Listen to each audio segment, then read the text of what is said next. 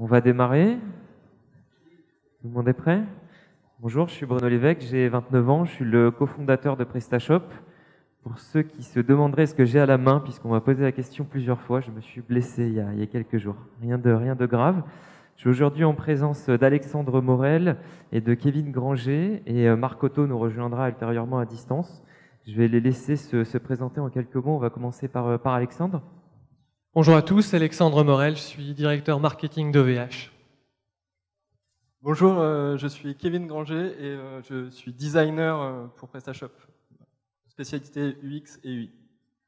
Merci. Donc le programme aujourd'hui, on va commencer par vous parler de notre raison d'être et de ce qu'on défend depuis maintenant plus de 6 ans chez PrestaShop, l'open source. C'est une véritable passion, on va y revenir ensemble. Notre mission ensuite, accompagner les marchands vers le succès. On va vous expliquer comment on s'y attelle au quotidien. Et c'est vraiment l'ensemble de l'équipe PrestaShop qui poursuit cette même mission. On parlera ensuite avec Alexandre de faire tomber les barrières techniques et de la façon dont on cherche ensemble avec OVH à rendre l'e-commerce accessible au plus grand nombre. On parlera de la façon dont on implique les utilisateurs dans le cycle décisionnel produit de PrestaShop et des différents dispositifs qu'on met en place. Kevin nous présentera des outils qu'on a mis en place dans PrestaShop 1.6 qui sont spécifiques pour les développeurs, quelques nouveautés. On aura le témoignage du fondateur de Bootstrap, donc Marc Otto, en vidéo. Malheureusement, il devait être présent aujourd'hui, mais il n'a pas pu être parmi nous. Et enfin, donc très attendu, on passera en revue ensemble les nouveautés principales de PrestaShop 1.6, aussi bien en back-office qu'en front-office. Mais avant toute chose, je voudrais démarrer par une petite vidéo justement pour introduire cette nouvelle version et vous donner un petit avant-goût.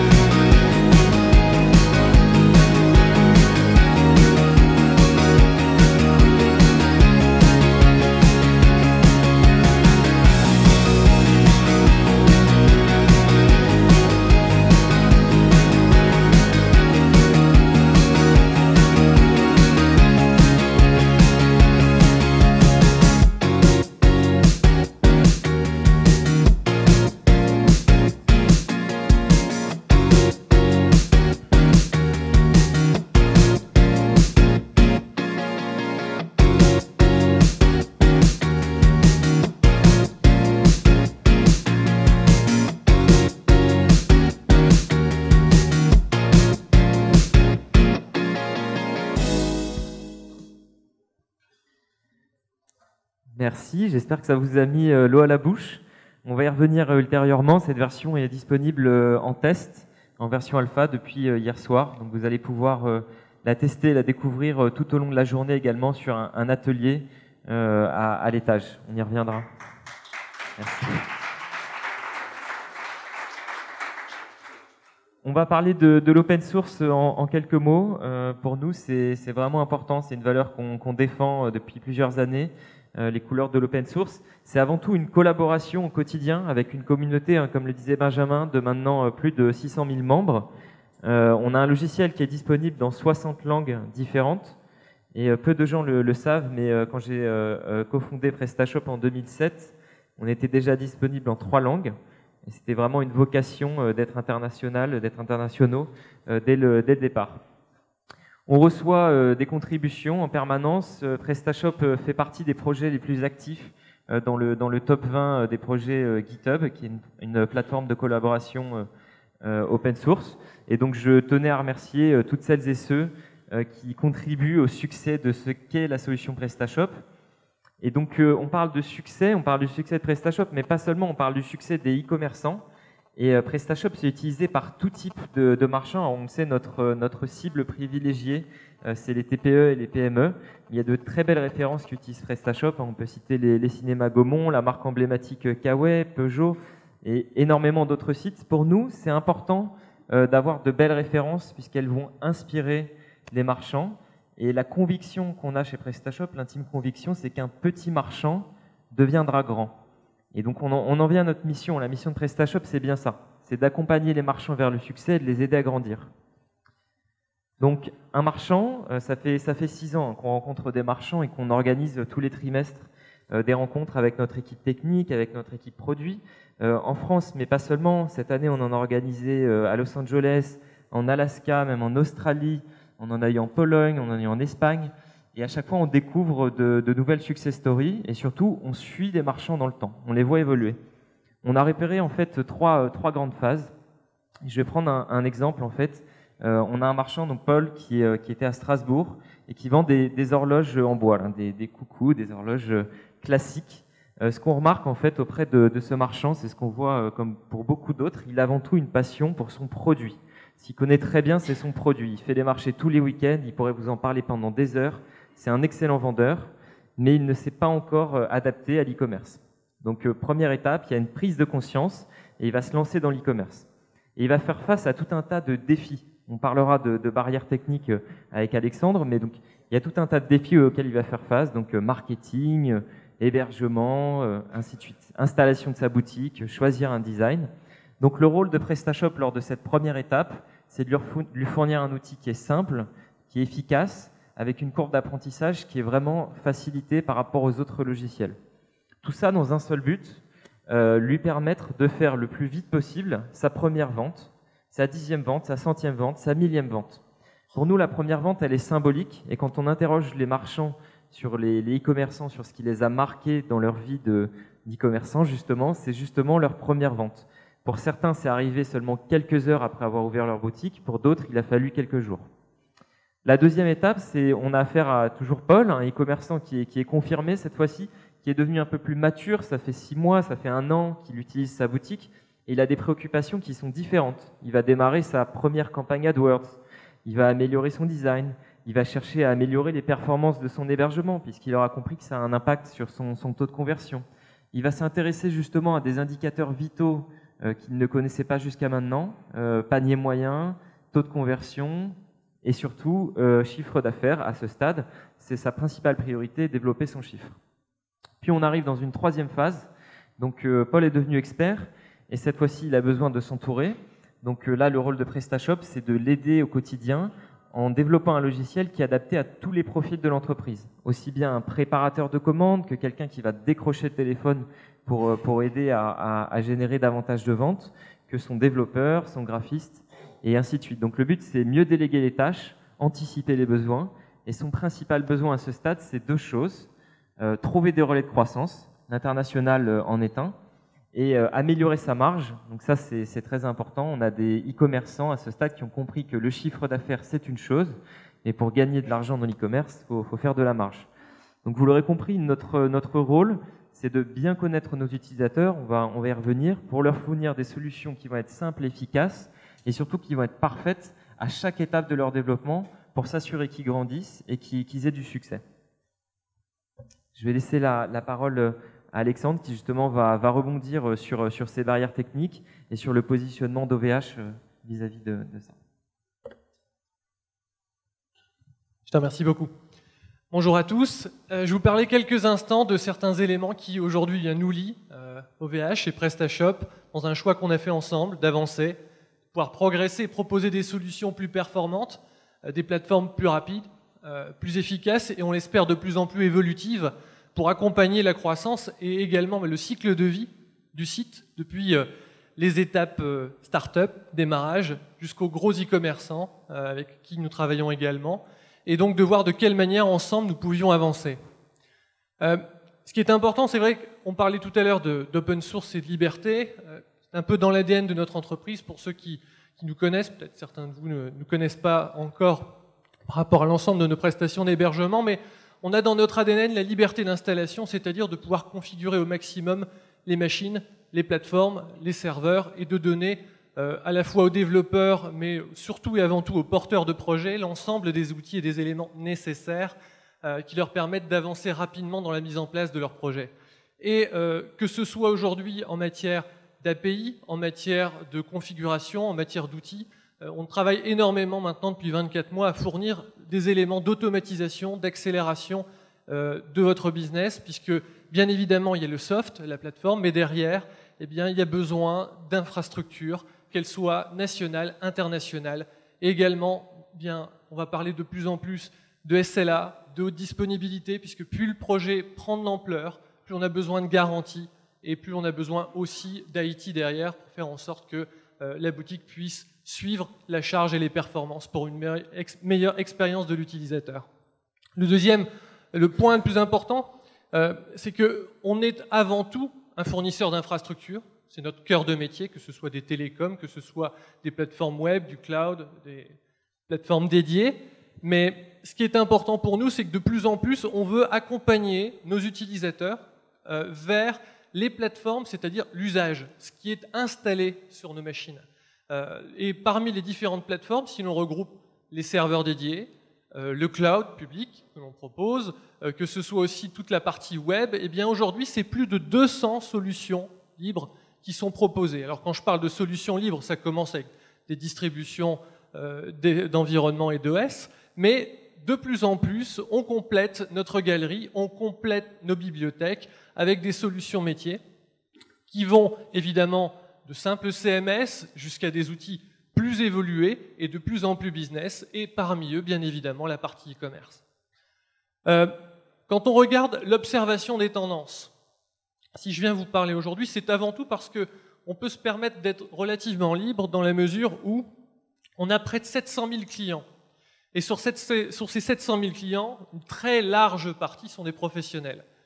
Plus de la moitié sont des professionnels, je dirais officiels, parce qu'on a des SIRET, des informations de ce type, mais une très grande partie d'entre eux sont aussi des auto-entrepreneurs ou des personnes qui utilisent nos services.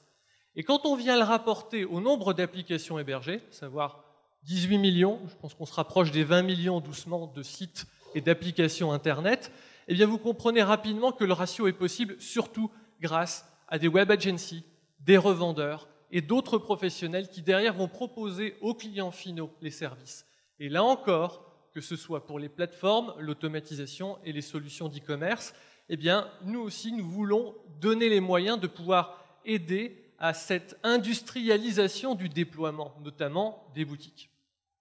Dans les éléments importants, sur ce panel d'applications, eh bien nous ce que l'on peut dire aujourd'hui, c'est que PrestaShop, c'est quelque chose qui est à la fois pour nous, enfin pas un épiphénomène, c'est quelque chose de central et d'important vis-à-vis de nos clients. Lorsque je donne un chiffre, c'est vraiment une estimation, et je dirais presque très très grossière et minimale, de 40 000 boutiques PrestaShop hébergées chez OVH. Si je vous cite le chiffre aujourd'hui de 40 000, c'est parce que je vais citer les hébergements mutualisés ou les plateformes sur lesquelles je sais que nos clients ont cliqué sur préinstaller PrestaShop, upgrader mon PrestaShop. Par contre, sur tous les services dédiés, sur toutes les plateformes, donc serveurs virtuels ou cloud sur lequel PrestaShop a ensuite été installé, je n'ai pas encore de visibilité, ce qui veut dire que dans la réalité, cela pourrait être bien plus. Néanmoins, ça représente pour nous une communauté importante d'utilisateurs et en forte croissance grâce au travail que l'on mène ensemble. Et quel est le travail qu'on mène ensemble? Eh bien, c'est simple. On a une logique de best of breed, c'est-à-dire qu'on ne se ferme à aucune technologie. D'abord, et bien sûr, open source, puisqu'on est une société avant tout d'ADN geek et open. Néanmoins, on est aussi ouvert à du best of breed avec les éditeurs parce que de plus en plus encore, on souhaite accompagner. Donc rien que sur cette année, on continue de travailler par exemple avec VMware, on est devenu le premier partenaire mondial de VMware pour la virtualisation, mais dans les applications métiers, nous avons aussi décidé d'avoir des partenariats avancés avec certains partenaires, dont PrestaShop, qui vont nous permettre d'aller plus loin, c'est-à-dire pas uniquement avoir une installation des machines avec le logiciel dessus, mais surtout de créer de la valeur ensemble et surtout derrière de permettre d'avoir une vraie cohérence entre plateforme et solution. Lorsque l'on regarde le travail que nous menons ensemble depuis un peu plus de 6 mois, mais qui commence à payer et à porter ses fruits. On a travaillé sur plusieurs axes. Le premier, c'est l'optimisation et les performances. Historiquement, on proposait dans l'univers web beaucoup d'hébergements mutualisés. Et on s'est rendu compte qu'au fil du temps, avec la croissance des applications, on vient de voir les nombres qui sont quand même relativement massifs d'applications hébergées, on avait besoin de pouvoir aller plus loin. Et tout récemment, il y a maintenant 3 semaines, on a lancé les premières plateformes mutualisées dites performance, c'est-à-dire qui fonctionnent comme des plateformes mutualisées, c'est-à-dire sans compétences d'administration réseau et système, mais qui sont individuelles, c'est-à-dire isolées, c'est-à-dire je dispose de 100% de ressources garanties. Et ça, c'était un vrai besoin, c'est-à-dire on était du côté de l'utilisateur métier. Je ne suis pas expert dans l'hébergement, mais je souhaite néanmoins pouvoir avoir une plateforme isolée, indépendante, haute disponibilité. On a travaillé sur ces sujets et PrestaShop est l'un des premiers produits et solutions qu'on a souhaité proposer sur ces plateformes de manière à ce que quelqu'un qui commence avec un tout petit hébergement mutualisé, par exemple à 2 € par mois, puisse évoluer jusqu'à avoir une plateforme totalement isolée, indépendante et upgradable. Donc avoir de la scalability, ce qui est très important. Par ailleurs, on a travaillé aussi avec l'équipe R&D de PrestaShop pour pouvoir optimiser ce que nous appelons des VPS, donc des serveurs privés virtuels, sur lesquels on a préinstallé la plateforme, optimisé et sur lequel nos équipes travaillent à tour de rôle pour optimiser et fine-tuner l'application. Pourquoi ? Pour permettre d'améliorer la vitesse de transaction, la vitesse des performances, les performances globales en termes de requêtes, les accès aux bases de données. Et de plus en plus, ce qui nous intéresse, c'est de pouvoir être en mesure derrière d'accompagner et en France et à l'international sur ces plateformes. Raison pour laquelle on travaille également au déploiement et l'optimisation de PrestaShop, non seulement sur les plateformes en vente et disponibles en France, mais sur celles que l'on peut proposer aux États-Unis et prochainement aussi dans toute l'Europe et dans certains pays d'Asie. Voilà pour ces aspects-là. On souhaite évoluer aussi vers l'aide et l'accompagnement. Et pour nous, c'est important. Il y a tout juste un mois, on a lancé nos programmes partenaires. Et dans nos programmes partenaires, il y a une catégorie qui me tient particulièrement à cœur. Ce sont les partenaires qui sont quelque part des experts ou qui ont une compétence à implémenter, c'est-à-dire la capacité à déployer, optimiser et tuner. On parlait tout à l'heure d'optimisation et de tuning, qui est un véritable métier. C'est effectivement un métier important. Raison pour laquelle aujourd'hui on a une double, mais qu'on veut faire évoluer vers une triple complémentarité. La plateforme côté OVH, le savoir-faire et le logiciel côté PrestaShop qui s'optimisent entre eux, mais un troisième niveau qu'on proposera prochainement, nous, sur notre site partenaire, c'est la mise en relation avec les professionnels qualifiés et compétents qui savent optimiser, tuner, faire la maintenance de l'application PrestaShop pour vous. Et là, on aura un triptyque complet de services qui, pour nous, est extrêmement important. La partie produits complémentaires, c'est important également pour nous. L'idée est de se dire qu'aujourd'hui, on l'a vu, il y a un ensemble de problématiques ou de freins à l'extension du e-commerce à l'international.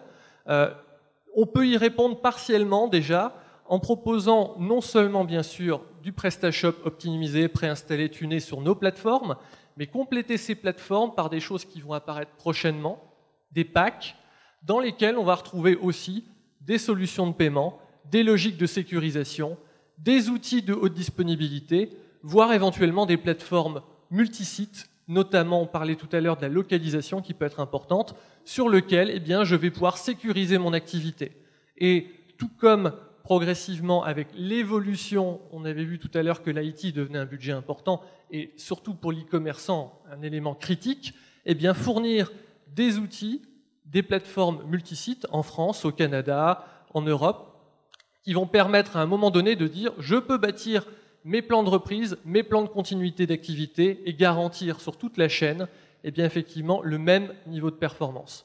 Donc encore une fois, un objectif pour nous, démarrer au plus simple, au plus rapide, c'est-à-dire proposer pour les débutants, accompagner, aider au démarrage de l'activité.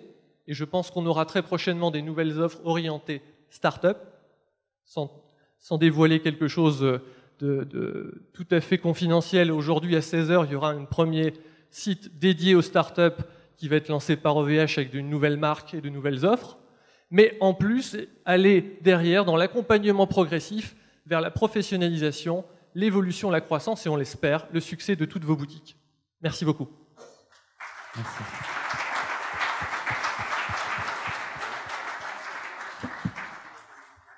Merci Alexandre. Vous voyez, cette démarche en fait s'inscrit totalement dans ce que je vous expliquais.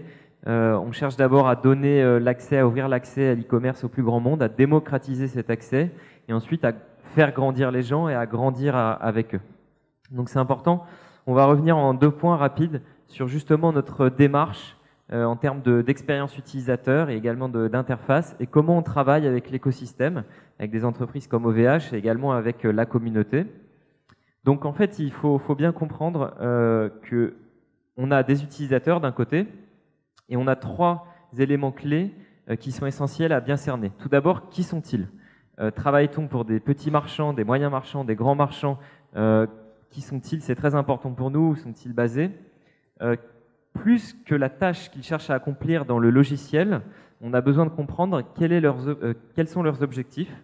On sait que bien souvent dans l'e-commerce, le succès est représenté par l'accomplissement d'une série de petits objectifs dans la durée.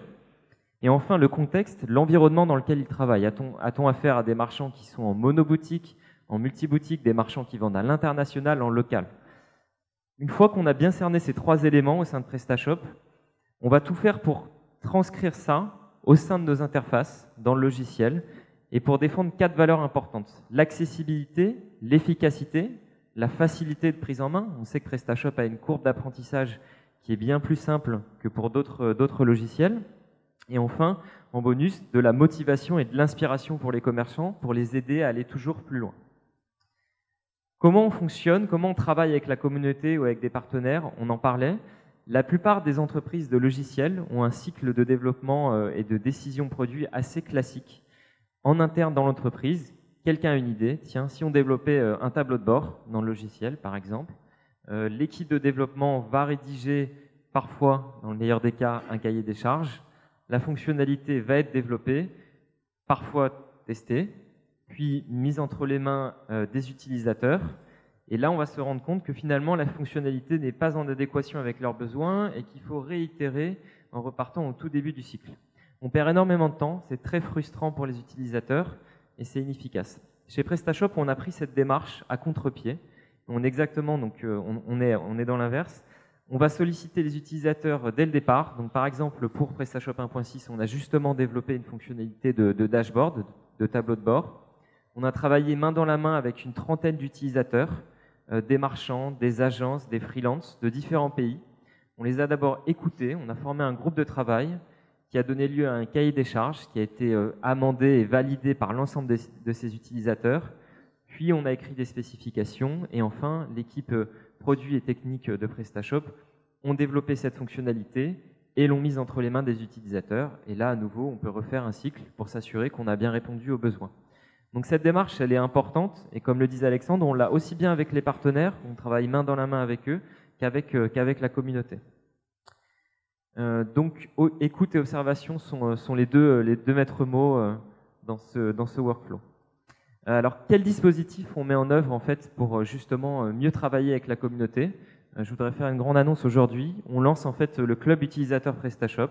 C'est un club qui est international, qui est gratuit. Tout utilisateur de PrestaShop peut y adhérer. Par utilisateur, on entend un marchand, une agence, un freelance, un développeur, un graphiste, toute personne qui est impliquée de près ou de loin dans l'écosystème de PrestaShop. Alors en quoi va consister ce club? C'est très simple. On va vous solliciter de façon ponctuelle, 1 fois par mois, 2 fois par mois, sur des sondages, sur vos préférences au sein du logiciel, sur comment vous pensez qu'il devrait être paramétré, quelles sont les fonctionnalités dont vous avez le plus besoin. On vous communiquera en avant-première certaines interfaces pour effectuer des tests d'usabilité. Et enfin, il y a également le côté partage, échange des best practices avec des interviews et des témoignages de certains marchands au sein du club. On va également organiser pour le lancement de ce club, vous pouvez aller vous inscrire sur prestashop.com/club, on va organiser un petit déjeuner ou un déjeuner avec l'ensemble de l'équipe de PrestaShop à Paris, donc pour les 30 premiers qui vont s'inscrire aujourd'hui. Je vais laisser la parole maintenant à Kevin, qui va vous parler en fait des nouvelles technologies et fonctionnalités qui ont été intégrées dans PrestaShop 1.6 pour les développeurs. Bonjour. Donc notre objectif, c'est donc toujours d'améliorer l'interface. L'interface, elle concerne pas seulement les marchands, mais aussi les développeurs qui vont travailler quotidiennement avec, que ce soit les agences, les designers ou les développeurs de nouvelles fonctionnalités. Avec la 1.6, c'était l'occasion de vraiment faire le point sur les technologies qu'on utilise dans l'interface et dans la solution. Et donc, je voulais vous présenter quelques-unes de ces grandes fonctionnalités, enfin de ces grands projets, qui sont en fait tous des projets open source, que l'on a intégrés dans la solution et qui vont permettre de gagner plus de temps. Donc, je vais commencer par Bootstrap, qui est évidemment le plus connu de tous. Vous en avez certainement entendu parler, même sans jamais avoir designé quoi que ce soit. C'est un framework CSS vraiment très puissant qui va faciliter le passage sur les différents périphériques, les différents devices, le grand mot c'est responsive, donc c'est toute une boîte à outils qui va nous permettre de faire ça. C'est quelque chose qui va permettre de construire des interfaces plus consistantes et surtout plus faciles à maintenir dans le temps, parce qu'en fait c'est un système de patterns que l'on va faire évoluer et que l'on peut utiliser et réutiliser facilement. Bootstrap utilise, c'est une nouvelle façon de faire des feuilles de style en fait. Vous avez besoin de précompiler les feuilles de style et c'est là où intervient SAS et Compass, qui sont des outils qui permettent d'utiliser des nouvelles choses dans les CSS, des variables pour les couleurs, des sortes de mini-fonctions. Et tout ça, ça va vous permettre d'écrire beaucoup moins de code et surtout d'avoir un code plus lisible et plus maintenable dans le temps. Donc c'est vraiment quelque chose qui est très très important pour nous.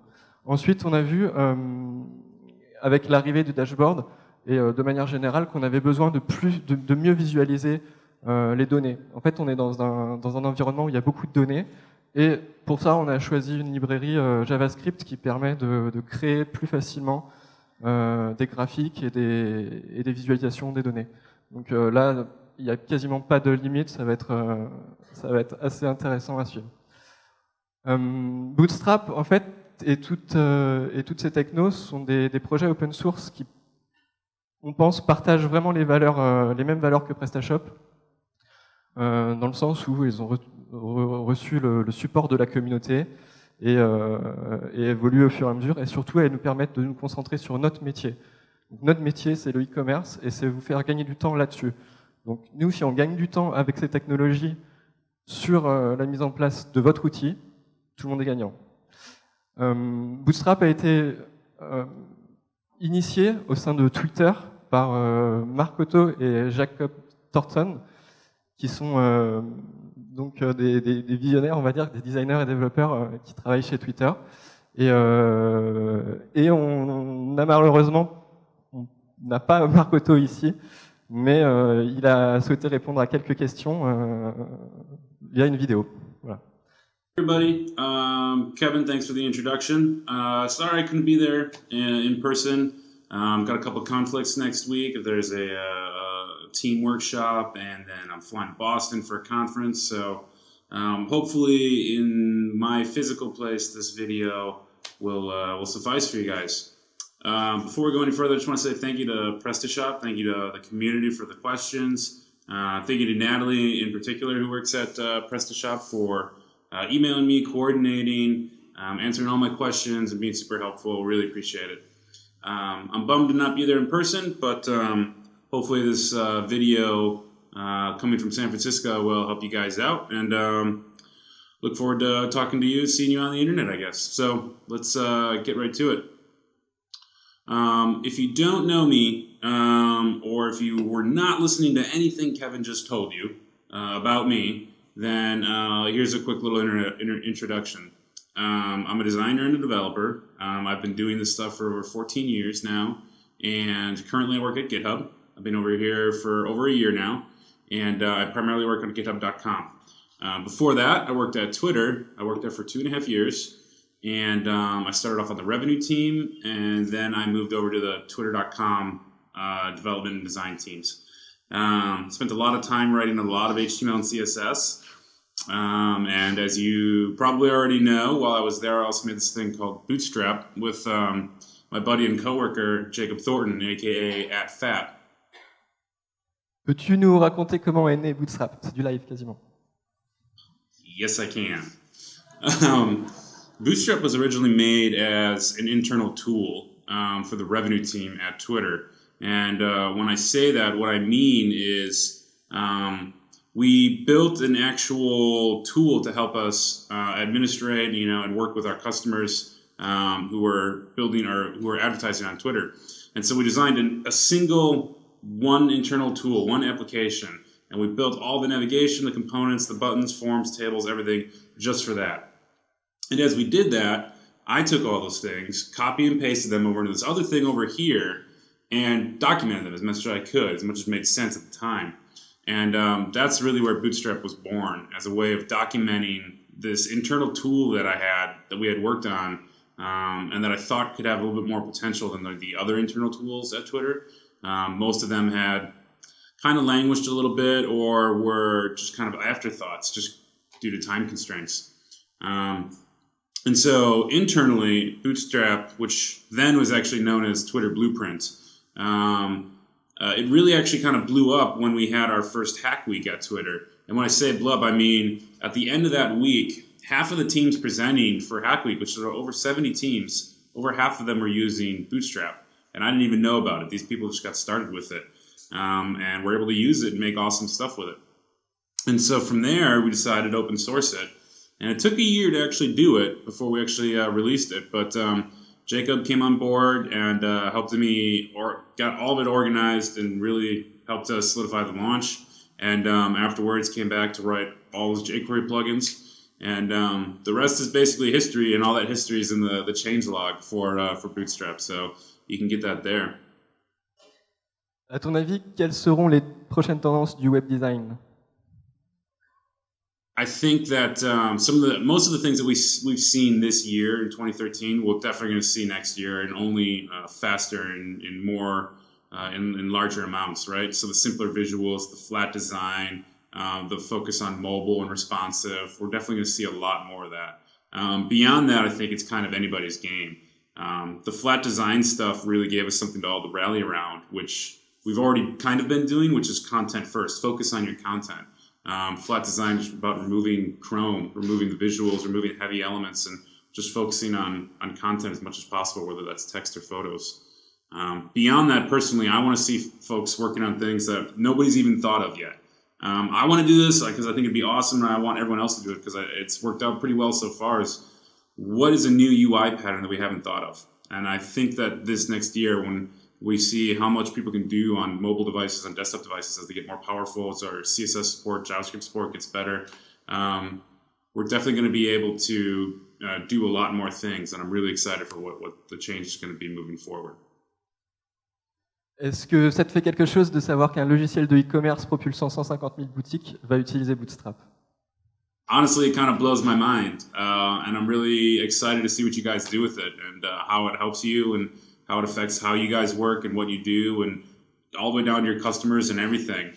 Seeing large organizations adopt it and build on top of it, iterate with it, it's really inspiring, and I'm really happy to see people do it.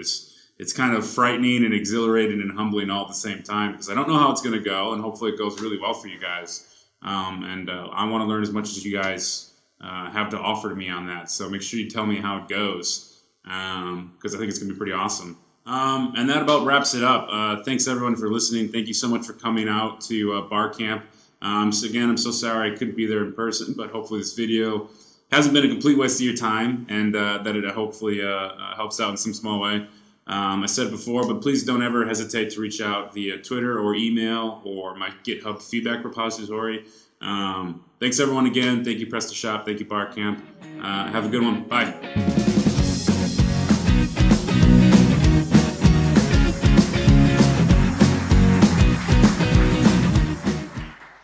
L'interview que Marc Otto nous a envoyée est beaucoup plus complète, et vous pouvez donc voir la suite sur le site.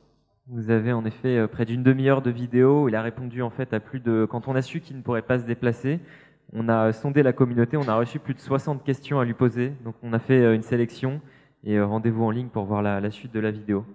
C'est toujours émouvant de voir des gens comme Marc dire qu'ils sont admiratifs de ce qui a été rendu possible grâce à leur outil open source.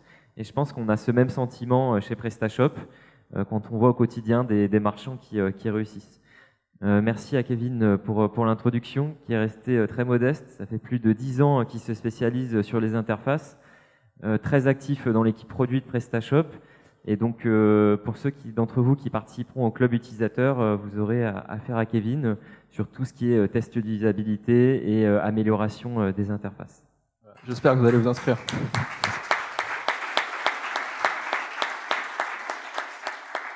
On va maintenant passer à la présentation, c'est très rapide, hein, il reste quelques minutes, de PrestaShop 1.6.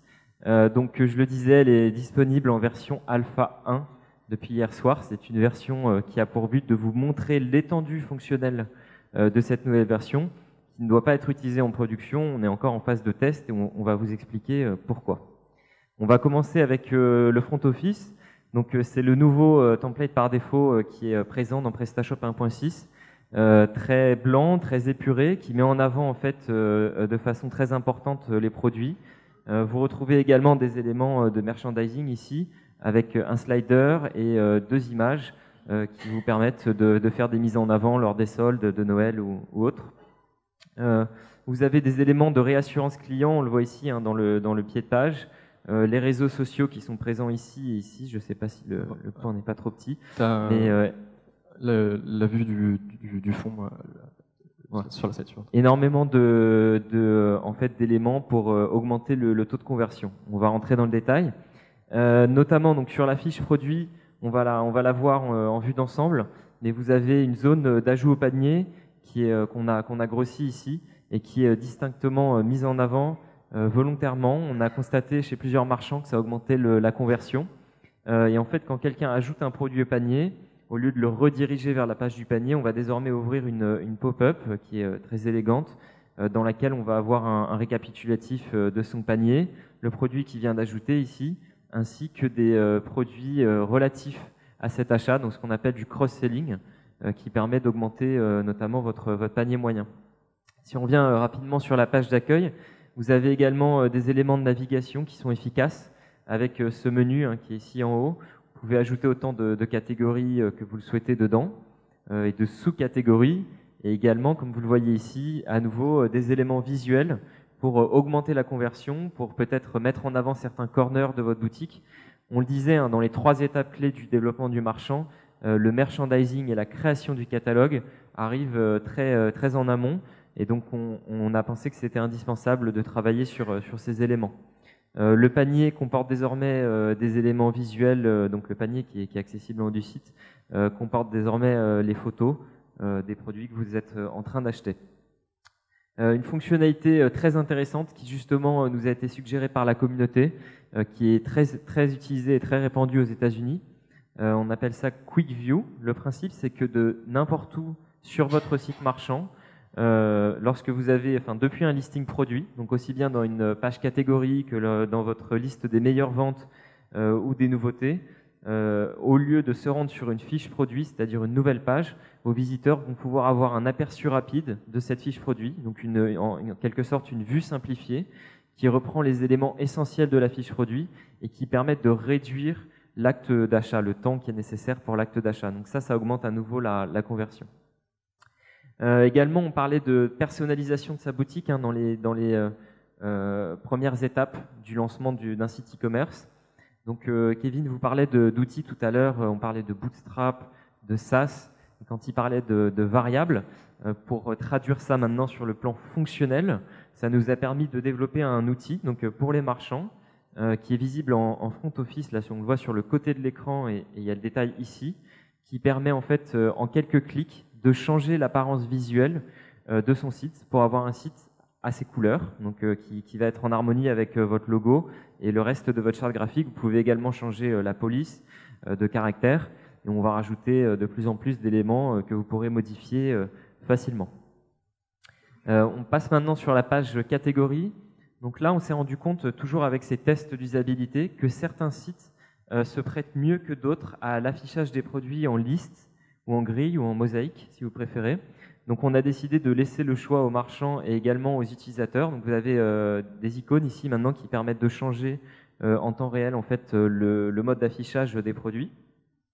Et toujours dans l'idée de mieux informer les acheteurs pour augmenter le taux de conversion, on a rajouté des informations qui sont nécessaires à l'acte d'achat, à savoir dès la page catégorie, une information qui dit si le produit est en stock ou non, et également les couleurs dans lesquelles il est disponible. La fiche produit, on en parlait tout à l'heure, voici une vue d'ensemble, donc à nouveau très épurée. Typiquement, on parlait de sondage. L'ordre dans lequel on a choisi d'afficher les informations ici peut vous paraître aléatoire, mais pas du tout. C'est un choix réfléchi qui a été le fruit d'une mûre réflexion et débat avec les marchands sur ce qui transforme le mieux. Notamment quelque chose qui ne nous avait pas frappé initialement, c'était le fait d'afficher en fait des commentaires produits très tôt, juste en dessous de l'information de stock. Et on a remarqué que cet élément de réassurance client finalement jouait un rôle assez critique dans l'acte d'achat. Donc sinon, tous les éléments habituels, mais disposés de façon plus efficace par rapport à PrestaShop 1.5. Donc les commentaires, on en parlait. Non seulement on a mis les commentaires en fait sur la fiche produit, mais on les a également intégrés en respectant les best practices de Google, donc on appelle les rich snippets. Ça signifie que si quelqu'un cherche l'un de vos produits sur Google, il va trouver, on cherche un produit tout court et qui tombe sur votre site dans les résultats de recherche. Il va voir non seulement le nom de votre boutique, l'URL, mais également la note directement qui a été donnée par vos clients. Et ça, c'est à nouveau un élément qui impacte très fortement le taux de conversion. Le processus de commande, on est en train de décider en fait de le passer très probablement de façon standard en mode one page checkout. Ça signifie que le visiteur n'a plus à faire 5 étapes comme on connaissait par le passé pour aboutir à sa commande, mais va pouvoir remplir l'ensemble de ces informations sur une seule page, choisir son mode de transport et choisir son mode de paiement.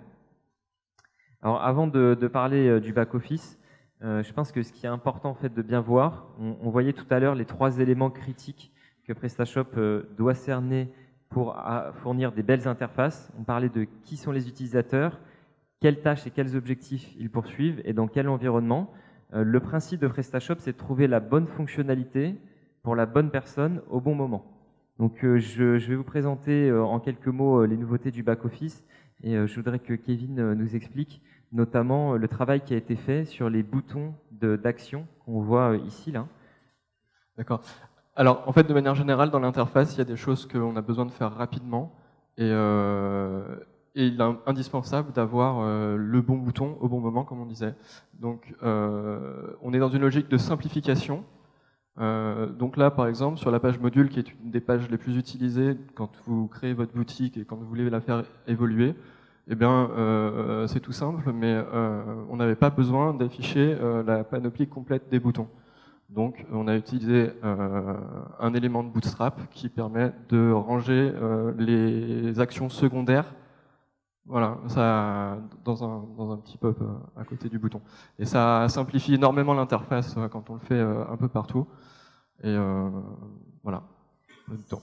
Si on peut parler d'un second élément qui a été également le fruit de discussions avec les marchands, s'il y a des marchands dans la salle, je suis sûr qu'ils se reconnaîtront. Au quotidien, pour ceux qui utilisent PrestaShop, l'aide qui est affichée au sein des formulaires s'affiche sous forme de petites bulles d'aide bleues en dessous de chaque champ, ce qui peut être assez dérangeant et faire perdre pas mal de temps. Et on a cherché un moyen assez malin, assez innovant de régler cette problématique. Est-ce que tu peux nous en dire plus? Ouais.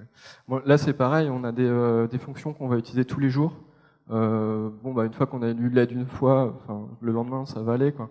Donc l'idée, c'est de la cacher, de la rendre accessible quand même, mais en survolant le label, on a l'information qu'on est venu chercher. Après, pour des tâches qui sont plus rares et plus ponctuelles, on va dire, on peut continuer à avoir de l'aide affichée et mieux documentée. Mais voilà, toujours la logique de simplifier. Okay, sur la partie notification que vous voyez ici, on affiche désormais dans l'entête du site un certain nombre d'informations sur les commandes qui ont été reçues par le marchand, les clients qui se sont inscrits, et également sur la gamification, qui est un projet qu'on a lancé cette année et qui essaye de challenger le marchand pour le faire progresser plus rapidement. On parlait tout à l'heure de Bootstrap et un élément clé qu'on n'a pas cité aussi bien sur le thème Front Office que je vous ai présenté que sur ce thème Back Office, c'est le fait que tous les deux ils soient responsive. Donc ils sont utilisables sur tout type de terminaux, hein. On en parlait toute la matinée, iPad, téléphone, ordinateur. Donc ça c'est important et vous allez pouvoir accéder à votre tableau de bord et à vos indicateurs vitaux partout. Là, juste une petite anecdote, on a vu qu'il y avait énormément de gens qui se connectaient à leur back-office sur leur téléphone, sur la version actuelle. Donc on s'est dit c'est une priorité de le rendre accessible plus facilement et plus joli sur tous les devices. Voilà. À propos de la navigation, c'est pareil, en regardant un petit peu mieux les usages, on voit qu'une navigation dans le haut du site, c'est pas forcément le plus simple pour tout le monde. En fait, ça dépend de la taille de l'écran. Il y a des gens qui ont des écrans en 16/9 beaucoup plus larges, et donc c'était logique d'avoir une barre de navigation sur le côté. Maintenant, on ne veut pas non plus renverser les usages, et vous avez le choix de passer sur cette navigation horizontale ou verticale, c'est une option. Quand on parle de réussir dans l'e-commerce, on parle d'indicateurs clés. On a dit que très vite, les marchands matures se rendaient compte que les trois éléments clés, hein, c'est chiffre d'affaires, panier moyen, taux de conversion, puis ensuite la marge, bien entendu. Donc on affiche maintenant systématiquement en haut de chaque page du back-office des indicateurs clés qui sont propres à la catégorie ou à l'utilisateur. Donc s'il est en train de regarder ses commandes ou ses statistiques, on va lui afficher justement ces indicateurs vitaux. S'il est en train de travailler sur son catalogue, on va lui indiquer par exemple quelles sont les catégories qui n'ont pas de produits, quels sont les produits qui seraient des meilleures ventes mais qui n'ont plus de stock. On va essayer d'attirer son attention sur des indicateurs clés sur lesquels il doit intervenir. Également, une des grandes nouveautés en fait, de cette version 1.6, c'est un tableau de bord. Donc un tableau de bord qui est accessible dès la page d'accueil de votre back-office. Le principe, c'est on avait énormément de marchands qui nous disaient qu'ils utilisaient Google Analytics 3 fois, 5 fois, 10 fois par jour parfois, mais qu'il leur manquait des informations liées à l'e-commerce. Et également, ils avaient un souci. Google Analytics fournit des données, mais avec 4 à 6 heures de retard. Et donc, ils auraient souhaité avoir des informations en temps réel. Donc, on a travaillé, comme je disais, avec une trentaine d'utilisateurs. Et on a proposé donc ce dashboard. Kevin, est-ce que tu veux nous dire un mot sur la partie centrale ?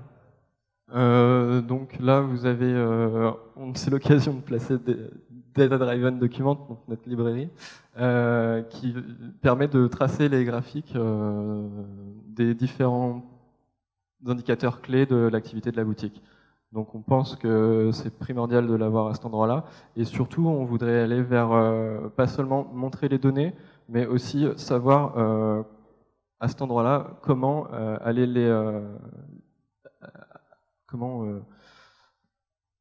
Le principe, en fait, c'est de dire au marchand quels sont les leviers business sur lesquels il peut agir. Donc tous les chiffres déjà sont donnés en temps réel et il va pouvoir les comparer par rapport à une période antérieure, comme c'est le cas dans Google Analytics. Donc vous allez pouvoir comparer votre marge, votre chiffre d'affaires, votre panier moyen, et vous allez pouvoir tracer des graphes, comme le disait Kevin, avec cette fameuse librairie. Le principe, c'est que ce dashboard, ce tableau de bord est entièrement modulaire. Vous pouvez activer ou désactiver des modules pour avoir davantage de statistiques. Il est également responsive, comme on le disait. Et une des remarques que nous ont fait les marchands, c'est qu'ils connaissent leur trafic dans PrestaShop, ils connaissent également leur trafic dans Google Analytics. Et il y avait systématiquement un petit écart qui est lié à la façon dont on comptabilise les visites. Désormais, vous pouvez relier votre compte Google Analytics à ce dashboard et l'ensemble des données de trafic de Google Analytics apparaîtront également directement dans votre boutique PrestaShop. Donc ça vous évite de vous connecter 5 à 10 fois par jour sur Analytics. Voilà, on est revenu là-dessus. Et donc, une petite liste de questions sur PrestaShop 1.6. Donc des questions assez récurrentes. Tout au long de la journée, on va vous permettre de tester cette version sur l'atelier justement PrestaShop 1.6. Donc n'hésitez pas à venir nous faire part de vos remarques et venir nous poser vos questions. mais on avait d'ores et déjà un certain nombre de remontées et d'interrogations de la part de la communauté, donc on a souhaité répondre à 5 questions importantes. Déjà, comment et quand mettre à jour ma boutique PrestaShop vers cette nouvelle version? Donc on le disait, hein, c'est PrestaShop 1.6 Alpha qui est disponible, donc c'est une version de test. L'objectif, c'est de vous montrer toutes les fonctionnalités. Il y a quasiment 100% de ce que vous avez vu dans cette présentation qui est d'ores et déjà disponible dans cette version. Vous pouvez aller la télécharger sur la plateforme GitHub de PrestaShop. Il y a certains points sur lesquels on souhaite clairement se perfectionner, améliorer la qualité, améliorer la finition, améliorer les interfaces, et c'est pour ça qu'on se laisse le temps d'avancer. Donc votre boutique sera mise à jour très facilement. On va continuer à proposer aux marchands qui utilisent PrestaShop 1.3, 1.4 et 1.5 de migrer vers PrestaShop 1.6 en utilisant la fonctionnalité de mise à jour dite one click, mise à jour en un clic, développée par PrestaShop. C'est gratuit et ça fonctionne très bien sur cette version 1.6. Des marchands qui nous ont dit j'ai des modules, j'ai des thèmes, est-ce qu'ils vont rester compatibles avec PrestaShop 1.6, puisque par le passé, quand j'avais mis à jour ma boutique de PrestaShop 1.4 vers 1.5, j'avais dû mettre à jour mes modules également. Donc, il faut bien comprendre que cette version 1.6, c'est avant tout des changements importants sur le plan visuel. On a parlé du responsive, on a parlé d'une nouvelle charte graphique, d'usabilité, et c'est très peu de changements au sein du cœur de PrestaShop. On a mis un point d'honneur à ce que 100% des modules et des thèmes qui étaient disponibles sur les versions antérieures de PrestaShop continuent à fonctionner sur PrestaShop 1.6. Un petit bémol près, si vous souhaitez tirer profit du responsive, il faut que les modules que vous utilisez soient également responsive. C'est important. Si vous avez un template qui est responsive, mais un module, par exemple, qui vous affiche, comme on le voyait, un menu de navigation et que ce module n'est pas responsive, votre site rendra moins bien sur mobile. Alors, grande question qui revient fréquemment, tout ça c'est génial, mais quand est-ce que je peux commencer à utiliser PrestaShop 1.6? Et surtout, j'ai un projet e-commerce et est-ce que je dois démarrer, je vais répondre aux deux questions en même temps, est-ce que je dois démarrer sur PrestaShop 1.5 ou 1.6? Alors, votre projet, il faut le démarrer tout de suite. Il faut le démarrer sur PrestaShop 1.5.6, qui est la version qui est disponible sur prestashop.com. Ce sera très simple de mettre à jour votre boutique. Aujourd'hui, comme je le disais et comme le disait Kevin, on est dans une phase d'écoute et d'échange avec la communauté et la version stable de PrestaShop 1.6 sortira lorsque la communauté nous donnera le feu vert pour le faire. Donc on souhaite avoir une version qui soit très qualitative, très stable et performante et on s'en donne le temps et les moyens. Et enfin, donc, où télécharger cette version? Donc vous allez par exemple sur prestashop.com et vous cliquez sur notre lien GitHub ou alors vous tapez sur Google PrestaShop GitHub et vous pouvez télécharger cette version de PrestaShop 1.6 Alpha 1. Et comme je vous le disais, rendez-vous sur l'ensemble de la journée sur cet atelier pour la voir en action, la tester, nous challenger, nous donner des idées. On adore se remettre en question et améliorer en permanence le logiciel. Voilà, je voudrais remercier tous les intervenants, Alexandre et Marc à distance, et merci pour votre attention.